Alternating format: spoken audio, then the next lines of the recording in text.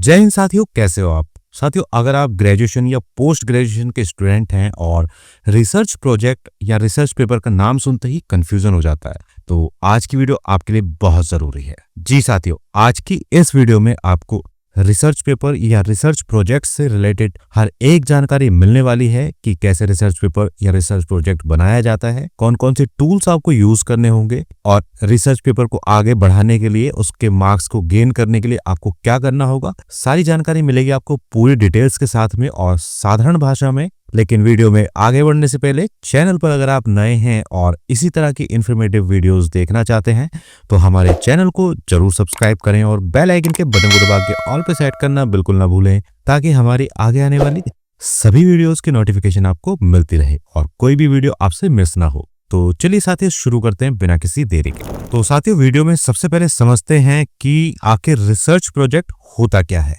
देखिए, research project एक ऐसा अवसर है, एक ऐसी अपॉर्चुनिटी है जो आपकी यूनिवर्सिटी आपको देती है, ताकि आप किसी सब्जेक्ट को इंडिपेंडेंट रूप से उसकी गहराई में जाकर, उसको डीपली जाकर पढ़ें और उसे समझें, उसका एनालिसिस करें और लास्ट में उस पर एक ऑर्गेनाइज्ड या सिस्टमेटिक रिपोर्ट रेडी करें। साथियों, ये सिर्फ एक फाइल नहीं होती है, बल्कि आपकी समझ, आपकी सोच और आपकी एकेडमिक एबिलिटी को दिखाने का एक तरीका होता है। रिसर्च प्रोजेक्ट आमतौर पर एनईपी 2020 से कवर्ड कोर्सेज जैसे बीए, बीएससी, बीकॉम के फाइनल सेमेस्टर और एमए, एमएससी, एमकॉम जैसे पीजी कोर्सेज के स्टूडेंट्स के लिए अनिवार्य होता है। तो अगर आप ये प्रोजेक्ट सबमिट नहीं करते हैं कॉलेज में या इसको हल्के में लेते हैं तो आप परीक्षा में असफल भी यानी कि फेल भी हो सकते हैं। तो वीडियो में आगे बढ़ते हैं और अब आते हैं सबसे पहले स्टेप पर, यानी कि टॉपिक सिलेक्शन। तो ज्यादातर मामलों में कॉलेज ही आपको एक गाइडिंग टीचर प्रोवाइड कराता है जो आपको टॉपिक अलॉट करता है। कई बार आपको अपनी रुचि के अनुसार भी टॉपिक चुनने की अनुमति मिलती है, लेकिन वो भी गाइड की मंजूरी से ही होता है। हमेशा याद रखिए कि अच्छा टॉपिक चुनना यानी कि आधा प्रोजेक्ट आसान बना देता है। तो अब हम बात करते हैं रिसर्च प्रोजेक्ट की दो मुख्य कैटेगरीज की। पहला है original research paper. Original research paper का मतलब होता है कुछ नया खोजना या कुछ नया सर्च करना, कुछ नया एनालिसिस करना, कुछ ऐसा जो पहले किसी ने ठीक से डिस्कवर ना किया हो। इसमें सबसे पहला काम होता है लिटरेचर को रिव्यू करना। लिटरेचर रिव्यू का मतलब है अपने टॉपिक से जुड़े पहले से मौजूद रिसर्च पेपर्स, जर्नल्स और आर्टिकल को पढ़ना। इन पहले से मौजूद रिसर्च पेपर, जर्नल्स और आर्टिकल को पढ़ने के बाद आप ये समझने की कोशिश करते हैं कि अब तक इस सब्जेक्ट पर क्या काम हो चुका है और कौन सी समस्याएं हल हो चुकी हैं, और इसके अलावा कहां पर अभी भी कमी बाकी है इस रिसर्च पेपर में या जर्नल में या आर्टिकल में या उस टॉपिक पर जो आपने चूज किया है। क्योंकि जब आप बहुत सारे पेपर्स पढ़ते हैं तो धीरे धीरे आपको एक ऐसा पॉइंट मिलता है जहां अभी तक रिसर्च अधूरी है। इसी को हम रिसर्च गैप भी कहते हैं। यही रिसर्च गैप आपका ओरिजिनल रिसर्च टॉपिक बनता है। इसके बाद आप उस नए सवाल पर काम करते हैं, अलग अलग मेथोडोलॉजी अपनाते हैं, एक्सपेरिमेंट्स करते हैं और डेटा को कलेक्ट करते हैं, उसका एनालिसिस करते हैं और फिर अपने निष्कर्ष यानी कि कंक्लूजन्स निकालते हैं। ओरिजिनल रिसर्च पेपर आमतौर पर यानी कि जनरली 4 से 5 पेज का होता है। इसमें रेफरेंस कम होते हैं और पूरा फोकस इस बात पर होता है कि आपने उस टॉपिक पर क्या नया खोजा है। अब बात करते हैं दूसरे प्रकार की, जो कि है review research paper. Review research paper में आप कुछ नया डिस्कवर नहीं करते हैं, बल्कि किसी एक ऐसे टॉपिक को चुनते हैं जिस पर पहले से बहुत ज्यादा रिसर्च हो चुका हो। आप अलग अलग ओरिजिनल रिसर्च पेपर्स को पढ़ते हैं और उन सभी की जानकारी को एक जगह व्यवस्थित तरीके से लिखते हैं। रिव्यू पेपर में बहुत जरूरी होता है कि आप जिस भी जानकारी का इस्तेमाल कर रहे हैं उसके ओरिजिनल ऑथर को पूरा क्रेडिट दें। अगर आपने ऐसा नहीं किया तो आपका पेपर प्लेजरिज्म माना जाएगा, यानी कि उसको साहित्यिक चोरी भी बोला जाता है। रिव्यू रिसर्च पेपर आमतौर पर 25 से 30 या उससे ज्यादा पेजेस का हो सकता है और इसमें कम से कम 40 या उससे ज्यादा ओरिजिनल रेफरेंसेस होते हैं। अब हम बात करते हैं यूजी रिसर्च प्रोजेक्ट के सामान्य फॉर्मेट की। हालांकि जो फाइनल फॉर्मेट रहेगा वो आपके गाइडिंग टीचर ही आपको बताएंगे, लेकिन आमतौर पर प्रोजेक्ट में title page, declaration page, certificate page, acknowledgement, index, abstract, motivation, theory या main content, application, conclusion and आपकी ओपिनियन और अंत में बिब्लियोग्राफी शामिल होती है। अब इसमें आपके मन में एक सवाल आएगा कि प्रोजेक्ट को हाथ से लिखें या उसको टाइप करें। तो ये चीज पूरी तरीके से आपका जो गाइडिंग टीचर है उस पर निर्भर करता है।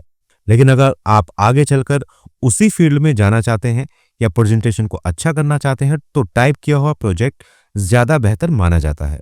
आप मोबाइल, टैबलेट, डेस्कटॉप या किसी भी डिवाइस से फ्री में गूगल डॉक्स, माइक्रोसॉफ्ट वर्ड या WPS ऑफिस जैसे ऐप्स का इस्तेमाल करके प्रोजेक्ट टाइप कर सकते हैं। प्रोजेक्ट से रिलेटेड कुछ इंपॉर्टेंट पॉइंट की हम बात करेंगे। जैसे जानकारी जुटाने के लिए हमेशा एक ही स्रोत यानी कि एक ही सोर्स पर निर्भर ना रहें, कई अलग अलग सोर्सेज से पढ़ें और हर सोर्स को अपनी बिब्लियोग्राफी में जरूर शामिल करें। अगर आपको कंटेंट नहीं मिल रहा है तो गूगल पर इस तरह की सर्च करें जैसे रिसर्च प्रोजेक्ट ऑन टॉपिक का नेम और फाइल टाइप PDF। ये चीज अगर आप लिखेंगे तो इससे आपको पहले से बने कई सारे प्रोजेक्ट और पेपर्स मिल जाएंगे जिन्हें आप रेफरेंस के तौर पर इस्तेमाल कर सकते हैं। चलिए अब समझते हैं रिसर्च पेपर को पब्लिश करने के बारे में, जो कि बहुत ज्यादा जरूरी है। अगर आप अपना रिसर्च पेपर पब्लिश नहीं करते हैं तो आपके एक्सटर्नल एग्जाम्स के मार्क्स केवल 75 में से ही मिलते हैं। चाहे आपका प्रोजेक्ट कितना भी अच्छा क्यों ना हो, इवैल्यूएशन 75 मार्क्स में से ही होगी अगर आप अपना रिसर्च पेपर पब्लिश नहीं करते हैं। लेकिन वहीं अगर आप अपना रिसर्च पेपर को पब्लिश करा देते हैं तो वही एक्सटर्नल एग्जाम पूरे 100 मार्क्स में से इवैल्यूएट किया जाता है। इसका मतलब साफ है, पब्लिश नहीं किया तो मार्क्स आउट ऑफ 75 और पब्लिश किया तो मार्क्स आउट ऑफ 100। यानी अगर आपने पेपर पब्लिश नहीं किया तो आप खुद ही 25 मार्क्स का नुकसान कर रहे हैं। अब आगे जानेंगे कि रिसर्च पेपर पब्लिश कैसे किया जाता है। तो सबसे पहले आपको एक सही जर्नल को चुनना होता है जिसमें आप अपना पेपर पब्लिश करना चाहते हैं। जर्नल आपकी सब्जेक्ट फील्ड से संबंधित होना चाहिए और एकेडमिक जर्नल होना चाहिए। फेक प्रीडेटरी जर्नल से बचना बहुत जरूरी है और इस स्टेप में अपने गाइड की सलाह जरूर लें। इसके बाद आपको अपना पेपर उस जर्नल में दिए गए फॉर्मेट में लिखना होता है। हर जर्नल का अपना एक अलग फॉर्मेट होता है, जैसे font size, margin, heading style और रेफरेंसिंग स्टाइल। अगर आपने फॉर्मेट फॉलो नहीं किया तो पेपर रिजेक्ट भी हो सकता है। फॉर्मेट सही करने के बाद आप जर्नल की वेबसाइट पर जाकर अपना पेपर सबमिट करते हैं। उसके बाद आपका पेपर पीयर रिव्यू प्रोसेस में जाता है जहां एक्सपर्ट्स ये जांच करते हैं कि पेपर ओरिजिनल है या नहीं, उसमें प्लेगरिज्म तो नहीं है और कंटेंट एकेडमिक क्वालिटी का है या नहीं है। अगर जर्नल को आपका पेपर ओरिजिनल और वर्दी लगता है तो वो एक्सेप्ट कर लिया जाता है। एक्सेप्ट होने के बाद आपका पेपर जर्नल में पब्लिश होता है और आपको एक पब्लिकेशन सर्टिफिकेट मिलता है जिसमें आपका नाम ऑथर के रूप में होता है। यहाँ पर एक जरूरी चेतावनी भी है, इंस्टेंट पब्लिश या 100% गारंटेड पब्लिकेशन जैसे ऑफर से हमेशा आपको बचना होगा।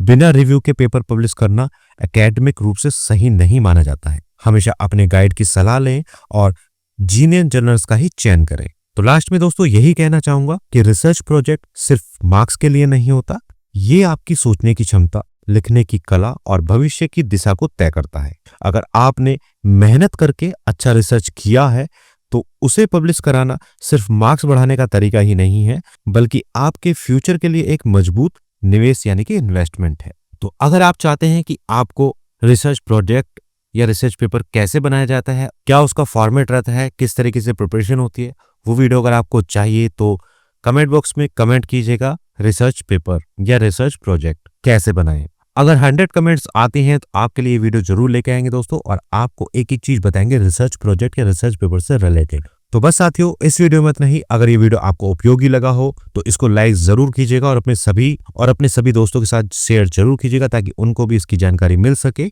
और ऐसे ही स्टूडेंट फ्रेंडली कंटेंट के लिए हमारे चैनल को जरूर सब्सक्राइब करें और बेल आइकन के बटन को दबा के ऑल पे सेट करना बिल्कुल ना भूलिएगा ताकि हमारी इसी तरह की एजुकेशनल वीडियोस आपको मिलती रहे। तो मिलते हैं साथियों नेक्स्ट वीडियो में, तब तक के लिए जय हिंद, जय भारत।